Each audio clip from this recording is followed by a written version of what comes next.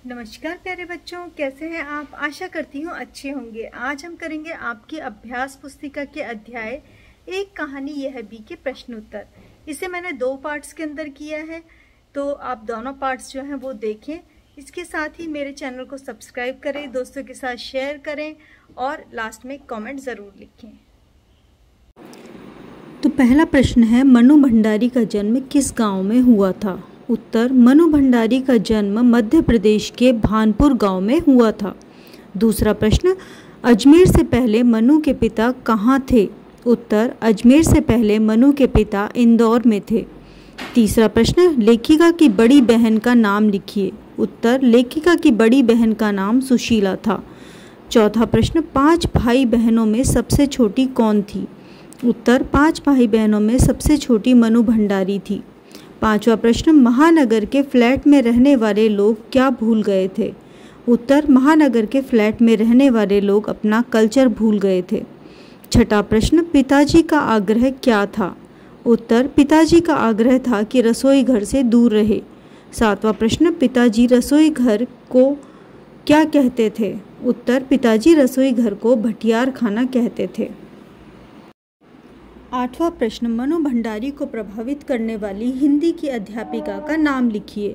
उत्तर, मनु भंडारी को प्रभावित करने वाली हिंदी की अध्यापिका का नाम शीला अग्रवाल था। 9वां प्रश्न, कॉलेज से किसका पत्र आया। उत्तर, कॉलेज से प्रिंसिपल का पत्र आया। 10वां प्रश्न, पिताजी के अंतरंग मित्र का नाम लिखिए। उत्तर, पिताजी के अंतरंग मित्र का नाम डॉक्टर अम्बालाल जी था। 11वां प्रश्न, शताब्दी की सबसे बड़ी उपलब्धि क्या है।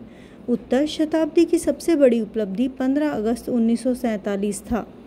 12वां प्रश्न, एक कहानी यह भी की लेखिका कौन है। उत्तर, एक कहानी यह भी की लेखिका मनु भंडारी हैं। अगले प्रश्न पर जाएंगे। निम्नलिखित प्रश्नों के उत्तर लिखिए। पहला प्रश्न, मनु भंडारी के बचपन के बारे में लिखिए। उत्तर, मनु भंडारी का जन्म भानपुर गांव में हुआ था, लेकिन बचपन से ही अजमेर के ब्रह्मपुरी मोहल्ले में 2 मंजिला मकान में गुजारा करते थी। उनके पिता बहुत ही पढ़े लिखे व्यक्ति थे और वे ईमानदार इज्जतदार व्यक्ति थे। माँ पढ़ी लिखी नहीं थी, लेकिन वह धरती से ज़्यादा सहनशील थी। मनु भंडारी 5 भाई बहनों में सबसे छोटी बहन थी। वह दुबली पतली, काली और मरियल थी। उससे 2 साल बड़ी बहन सुशीला थी। वह अपने बहन के साथ हमेशा खेलती रहती थी। सुशीला गोरी थी, इसीलिए मनु भंडारी के पिता हमेशा सुशीला और मनु भंडारी के सौंदर्य की तुलना करते थे, लेकिन मनु भंडारी को अच्छा नहीं लगता था। यही उनकी कमज़ोरी थी। आगे चलकर मनु भंडारी सम्मान और प्रतिष्ठा सब कुछ पा लिया। दूसरा प्रश्न, पिताजी के प्रति लेखिका के क्या विचार थे। उत्तर, अजमेर से पहले मनु के पिता इंदौर में थे, जहां पर उनका बहुत मान सम्मान और प्रतिष्ठा थी। एक आर्थिक झटके के कारण वे इंदौर से अजमेर आ गए। कांग्रेस के साथ साथ वे समाज सुधार के कार्य में भी जुड़े थे। वे शिक्षा का केवल उपदेश नहीं देते थे, बल्कि विद्यार्थियों को अपने घर में रखकर पढ़ाया भी करते थे। वे बहुत दरिया दिल थे। वे एक और बेहद कोमल और संवेदनशील व्यक्ति थे, तो दूसरी ओर बेहद क्रोधी और अहमवादी थे। पिताजी के प्रति लेखिका के विचार था कि एक बार धोखा खाने के बाद लोग शक्की मिजाज के हो जाते हैं। वे छोटी छोटी सी बातों पर भी जल्द ही भन्ना जाते हैं। उनका स्वभाव शक्की और चिड़चिड़ा हो गया था। लेखिका के अनुसार विश्वासघात सबसे बड़ा अपराध है, जो उनके पिताजी के साथ एक घटना घटी थी। मनु भंडारी के पिता रसोई घर को भटियार खाना कहने लगे थे। वे नहीं चाहते थे कि मनु भंडारी रसोई में जाए। वे चाहते थे कि वह हमेशा अपना समय पढ़ाई लिखाई में लगाए। उनके यहाँ हमेशा विभिन्न राजनीतिक पार्टियों के जमावड़े होते थे और जमकर बहसें होती थी। तीसरा प्रश्न, लेखिका बचपन में कौन कौन से खेल खेलती थी। उत्तर, लेखिका 5 भाई बहनों में सबसे छोटी बहन थी। वह अपनी बड़ी बहन सुशीला और सहेलियों के साथ हमेशा कुछ न कुछ खेलती रहती थी, जैसे बड़े आंगन में सतौलिया, लंगड़ी टांग, पकड़म पकड़ाई, काली टोली, गुड्डे गुड़ियों के ब्याह रचाती। इस प्रकार पास पड़ोस के सहेलियों के साथ वह खेला करती थी। चौथा प्रश्न, पड़ोसी कल्चर के बारे में लेखिका क्या कहती हैं? उत्तर, पड़ोस कल्चर के बारे में लेखिका कहती हैं कि उस ज़माने में घर की दीवारें घर तक ही समाप्त नहीं हो जाती थी, बल्कि पूरे मोहल्ले तक फैली रहती थी। इसीलिए मोहल्ले के किसी भी घर में जाने पर कोई पाबंदी नहीं थी, बल्कि कुछ घर तो परिवार का ही हिस्सा थे। आजकल ऐसी ज़िंदगी नहीं। खुद जीने के इस आधुनिक दबाव में नए शहरों के फ्लैट में रहने वालों को यह पड़ोस कल्चर समझ में नहीं आता। घर के चार दीवार में रहने वाले लोगों ने इस पड़ोस कल्चर को इतना संकुचित, असहाय और असुरक्षित बना दिया है। पड़ोस में रहकर भी हमें उनके बारे में कुछ भी पता नहीं होता और ना उनको हमारे बारे में। अगला प्रश्न है 5। शीला अग्रवाल का लेखिका पर क्या प्रभाव पड़ा? उत्तर, जब वे लेखिका 1945 ईस्वी में 10वीं पास करके सावित्री गर्ल्स हाई स्कूल में फर्स्ट ईयर करने आई तो हिंदी प्राध्यापिका शीला अग्रवाल से मनु भंडारी को परिचय हुआ। उनके कारण मनु ने साहित्य जगत में प्रवेश किया। किताबों का चुनाव करके पढ़ना, पढ़ी हुई किताब पर बहस करना उसने सिखाया। चुन चुन कर किताबें पढ़ने को दी। मनु भंडारी ने तब तक लेखकों की कई कहानियां पढ़ी, जैसे प्रेमचंद, अज्ञेय, यशपाल, जैनेन्द्र आदि कई किताबें पढ़ी। शीला अग्रवाल ने साहित्य का दायरा ही नहीं बढ़ाया, बल्कि घर की चार दीवारी के बीच बैठकर देश की स्थितियों को जानने और उस परिस्थितियों में भागीदार बनाना सिखाया। छठा प्रश्न, पिताजी ने रसोई घर को भटियार खाना क्यों कहा? मनु भंडारी की बहनों की शादी हो गई थी। उसके बाद उसके भाई पढ़ाई के लिए बाहर चले गए। तब मनु की ओर पिताजी का ध्यान गया।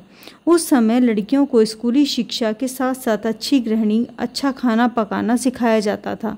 लेकिन पिताजी का आग्रह था कि मनु भंडारी रसोई घर से दूर रहे, क्योंकि पढ़ने वाले बच्चों को रसोई घर में लगाया जाएगा तो उसे पढ़ने का समय नहीं मिल पाएगा। इसीलिए रसोई घर को वे भटियार खाना कहते थे। उनके हिसाब से वहाँ पर रहने वाले अपनी क्षमता और प्रतिभा को भट्टी में झोंकते थे। सातवां प्रश्न, एक दकियानुसी मित्र ने मनु भंडारी के पिता से क्या कहा? उत्तर, आज़ाद हिंद फौज के मुकदमे के सिलसिले में जब जगह जगह पर हड़तालों का आह्वान था, छात्रों का एक बहुत बड़ा समूह चौराहे पर इकट्ठा होकर भाषणबाजी कर रहे थे। तब पिताजी के एक दकियानुसी मित्र ने उन्हें जाकर कहा कि मनु की मत मारी गई है, वह लड़कियों को आज़ादी दी है। इसका मतलब यह नहीं है कि वह उल्टे सीधे लड़कों के साथ हड़तालें करवाती, हुड़दंग मचाती फिरें। आपके जैसे घरों की लड़कियों को यह शोभा देता है क्या? आपके कोई मान मर्यादा, इज्जत प्रतिष्ठा का ख्याल नहीं है? वे तो इतना कहकर चले गए। उसके बाद उस समय से मनु भंडारी के पिता सारे दिन आग की तरह भभकते रहे। अगला प्रश्न, मनु भंडारी की माँ का परिचय दीजिए। उत्तर, मनु भंडारी की माँ उनके पिता के ठीक विपरीत थी। वे पढ़ी लिखी नहीं थी, लेकिन धरती से भी ज़्यादा धैर्य और सहनशीलता उसमें थी। पिताजी की हर ज्यादती यानी गुस्से को वह सह लेती थी और बच्चों की हर जिद, हर फरमाइश को सहज भाव से स्वीकार करती थी और पूरा भी करती थी। सबकी इच्छा और पिताजी की आज्ञा का पालन करने के लिए सदैव तैयार रहती थी। सारे बच्चों का लगाव माँ के साथ था। वे अपने लिए जिंदगी भर कुछ नहीं मांगती थी, केवल दिया ही दिया। तीसरा प्रश्न, निम्नलिखित वाक्य किसने किससे कहे हैं? पहला, लौटकर बहुत कुछ गुबार निकल जाए तब बुलाना। यह वाक्य लेखिका मनु भंडारी ने माँ से कहा। हमारे अपने घरों की लड़कियों को शोभा देता है क्या? ये दकियानुसी मित्र ने लेखिका के पिता से कहा है। तीसरा, बंद करो अब इस मनु को घर से बाहर निकलना। ये लेखिका के पिता ने लेखिका की माँ से कहा है। आई am really proud of you, ये पिता ने के मित्र डॉक्टर अम्बालाल जी ने मनु भंडारी से कहा है। यू हैव मिस समथिंग, ये वाक्य डॉक्टर अम्बालाल जी ने लेखिका के पिता से कहा है। अगला प्रश्न है, सह संदर्भ स्पष्टीकरण कीजिए। पहला प्रश्न, एक ओर वे बेहद कोमल और संवेदनशील व्यक्ति थे तो दूसरी ओर बेहद क्रोधी और अहमवादी। प्रसंग, प्रस्तुत वाक्य को लेखिका मनु भंडारी द्वारा लिखित एक कहानी यह भी से के पाठ से लिया है। संदर्भ, लेखिका ने अपने पिता के स्वभाव के बारे में कहा है। स्पष्टीकरण, मनु भंडारी के पिताजी एक सुशिक्षित संवेदनशील व्यक्ति थे। उनका दिल भी दरिया था। जब वे इंदौर में थे तब उनकी बड़ी प्रतिष्ठा, सम्मान और नाम था, लेकिन एक बड़े आर्थिक झटके के कारण अपने हाथों विश्वासघात किए जाने के कारण वे इंदौर से अजमेर आ गए थे। उस समय वे शक्की मिजाज हो गए थे और थोड़ी सी गलती होने पर आग बबूला हो जाते थे। इसलिए मनु भंडारी ने कहा कि एक ओर वे बेहद कोमल और संवेदनशील व्यक्ति थे तो दूसरी ओर बेहद क्रोधी और अहमवादी। विशेषता, एक बार धोखा खाने पर व्यक्ति शक्की मिजाज हो जाता है और फिर किसी पर जल्दी भरोसा नहीं करता। अब दूसरा है, पिता के ठीक विपरीत थी हमारी बेपढ़ी लिखी माँ। प्रसंग, प्रस्तुत वाक्य को लेखिका मनु भंडारी द्वारा लिखित एक कहानी यह भी पाठ से लिया गया है।